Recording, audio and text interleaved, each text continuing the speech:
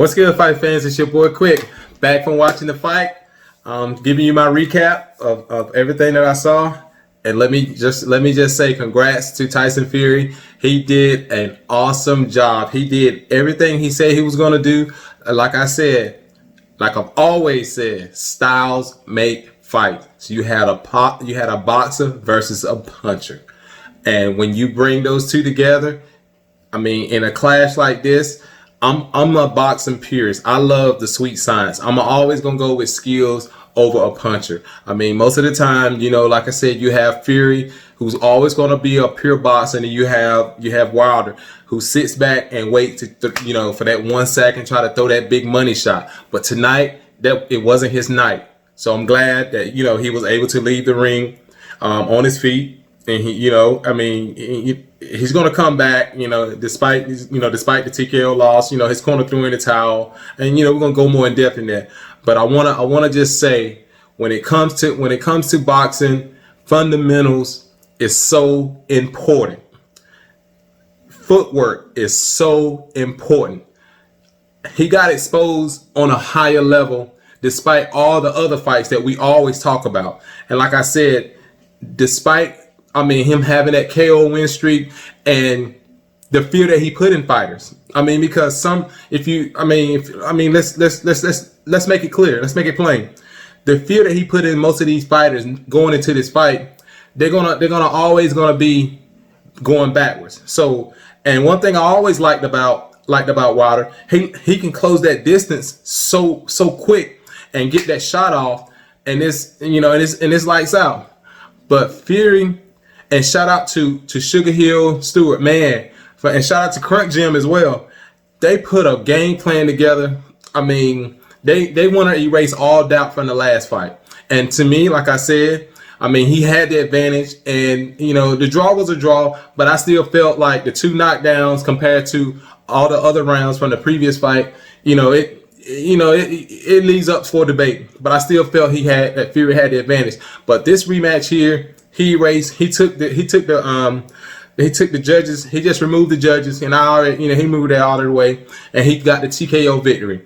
But tonight was a night for Fury. His game plan from round 1 to the stoppage was masterful. He worked off the jab. The jab was so key. And this was some of the things in my previous video, and shout out to everyone that watched the video. I want to appreciate y'all. But the biggest thing I said for Wilder, he needs to work off that jab more. He has a stunning jab, because Fury does a jab. Jab with a jabber. If he jab, you jab. Jab right back. That's one of the biggest things I say I like about Fury, because he's going to jab, he's going to move, and jab to the body. That's one of the things I liked about him as well. So my biggest thing that I wanted to see those key things from Wilder, and I didn't see that tonight. So and also he wanted to move around the ring, and then once you set that up, you can get that money shot off. So his 1-2 was better than Wilder tonight. So when he got caught in round 3, man, that was one and most people was yelling that it was behind the head. I already knew, once I saw the ear bleed, I already knew it was not behind the head. I already knew that. I wasn't worried about that. So after then, his equilibrium was off. So it was gonna be a long night for Wilder. So, but my biggest thing that I saw that Fury was doing, he stuck to the game plan. He came with a his corner was putting him in perfect position to KO Wilder. Even though it did, like I told y'all, if in the previous video, like I keep going back, if it didn't happen in 2 rounds, he was going to revert to boxing, and that's exactly what he did. He let the KO come to him, which that's what you're supposed to do.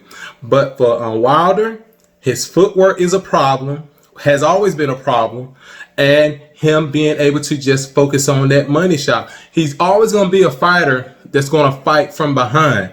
And like I said, if he's going to do that, that's not going to be good if it goes to distance, which tonight that wasn't the case. So my biggest things for me, like I always say, styles make fights. So you always going to have that fighter that's going to have your number.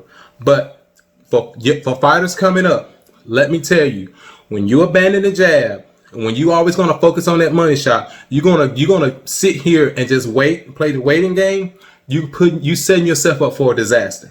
If you getting in the gym, if you don't want to work on your footwork, if you want to do those drills, working around the bag, sitting around doing your shadow boxing, all those kind of drills that's going to help you with your footwork, you're setting yourself up for disaster. Yeah, you might have the power. Yeah, you might have all the speed and stuff like that. But your boxing, you're hurting your own boxing IQ. Let me go and put that out there for you. And you're not even, I mean, those kind of things like that to me is so key. And if you don't have a corner that's going to tell you those things, that's going to let you know what you're doing wrong, and you're going to keep right on doing those same things, you're developing bad habits. So those kind of bad habits are hard to break. So let me get back to the fight. So I just want to throw that out there. So just in case young fighters coming up, you have to stick to your fundamentals. And because at the end of the day, when all those little extra little saucy things that you're not able to do, you can always revert back to your fundamentals, and you can get back. You can get right back to boxing. So those things will keep you safe when you're in the ring. So I just want to throw that out there. So Tyson Fury, once he knew that he had Wilder hurt, I was anticipating him to be a little greedy, and I was looking for Wilder because, like I said, Wilder is still a dangerous fighter. He's still a dangerous fighter with that right hand.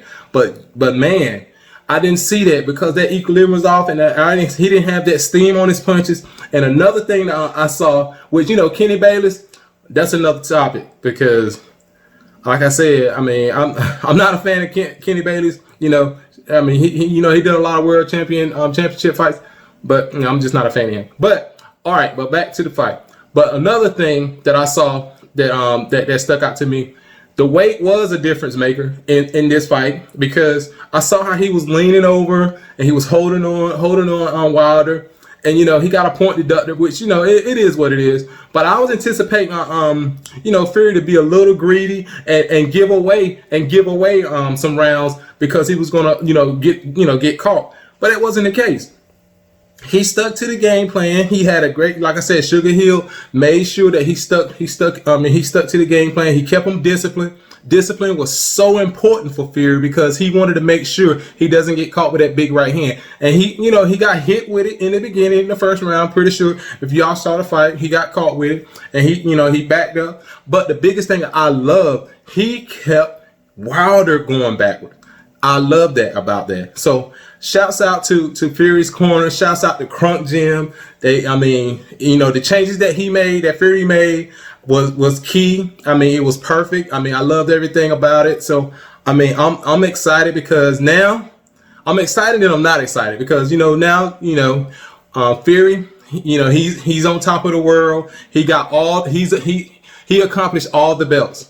But the downside about it is now all the belts are across seas now. So we're back to that situation again. So now, will Wilder sign the 30-day for a rematch? I think he need to take a break. I mean, I think he need to just hit the reset button and make a couple of changes, probably in his camp.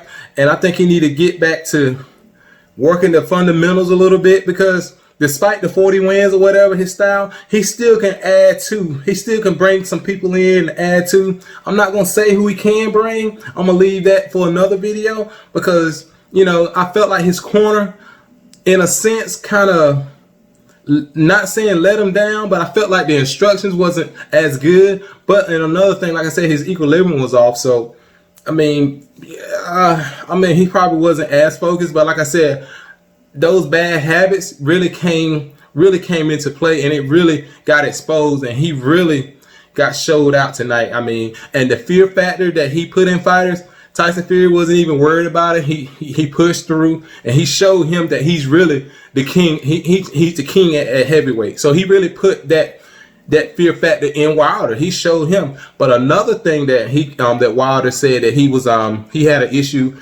He had something with his leg. So if you watch the fight, you saw that he was pacing around a lot in his dressing room. So my biggest thing is, as a fight you got a big fight coming up, you want to be sitting down, you want to relax, you want to just relax your leg, massage your leg and stuff like that. So every time they kept showing him, he was pacing around. I understand that he wants to, get in the ring or whatever, but my thing is, man, hey, sit back, relax your legs and stuff like that. But that could have been a factor too. But we're not the fighter and stuff like that, and everybody has their own ritual of getting ready for the fight. But to me, I want to relax my legs because, you know, I don't want to be just sitting here pacing and stuff like that. I want to save that energy level. But you know, he just felt different, you know, from the bell, and Tyson Fury just had a masterful game plan. So the biggest thing now is what's next. Now we have something that's leading up to the summertime. There could be, but after Antony Joshua and Kovalev, I mean, if he get past Kovalev, Antony Joshua Kovalev, now we have a chance for the big total unification for all the belts, even the Ring Magazine belts, and that's Antony Joshua versus Tyson Fury. So now, with all the belts over there across seas, we have no U.S. heavyweight champion. So we'll see how that works out. Like I said, it was a great night of boxing. I'm looking forward to see what's next. But I'm hoping that when it all boils down to it, definitely you can rest assured Wilder will be right back in the mix again. So this one loss does not define him, but I will say jab, footwork, consistent jab, because like I said, if he can work off that jab, man, it will be so key to his arsenal. Because if you saw how Fury was working him in the corner, he was doing that feint jab and he was setting them up. Those things are so key when it comes to boxing. Those big things are key factors to me when I'm looking at boxing. And he really made Wilder look like a amateur boxer, even on a more star-studded level to me tonight. As to where I always say I had a problem with, you know, some of his skill sets, but you can never count him out. So I'm pretty sure once he get through the night and you know settle down and think some things through, I'm pretty sure some changes are gonna be made in the event of this loss. And I got mad respect for Deontay Wilder, because that KO win streak, and nobody has ever done it before. But like I said, and also Tyson Fury, he did what he had to do. He came in, he represented. He definitely represented the Crunk Jail. I'm pretty sure Emmanuel Stewart is definitely throwing his hands up in heaven, looking down on him, smiling. But tonight was a good night of boxing, man. I loved everything about it. So if you enjoyed my recap of tonight's fight with Wilder versus Fury 2, give me that thumbs up, man, and let me know what you think. Hit me up in the comments and let's chat about it, because it's gonna heat up for this next week, man. I'm pretty excited, and I want to say thank you to all my subscribers. Until the next time, peace.